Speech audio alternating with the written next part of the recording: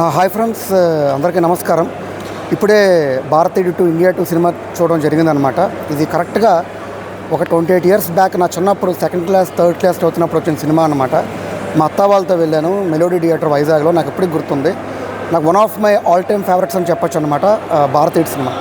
అలాంటి భారతీయుడు 28 years gap తర్వాత మళ్ళీ భారతీయుడు 2గా మన ముందుకు వచ్చింది.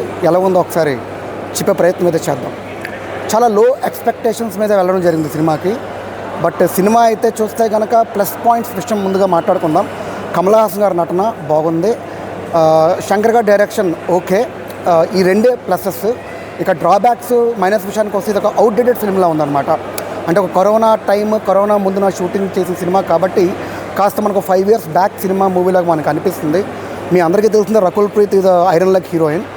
ద సేమ్ టైం చాలా పేలవంగా ఉంటుంది, స్క్రీన్ ప్లే కూడా చాలా స్లోగా ఉంటుంది. More over movie duration is 3 hours 5 minutes. Songs కూడా అంతగా ఏం లేదు, మ్యూజిక్ కూడా అంతగా బాగలేదు.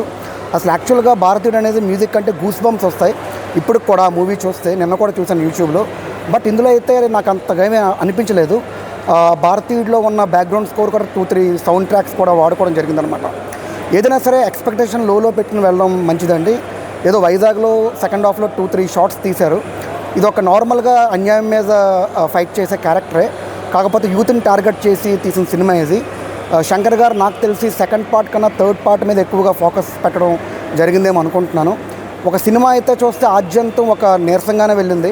ఎక్కడ కూడా ఆహా ఓహో అన్న సందర్భాలు సీన్స్ లేవు.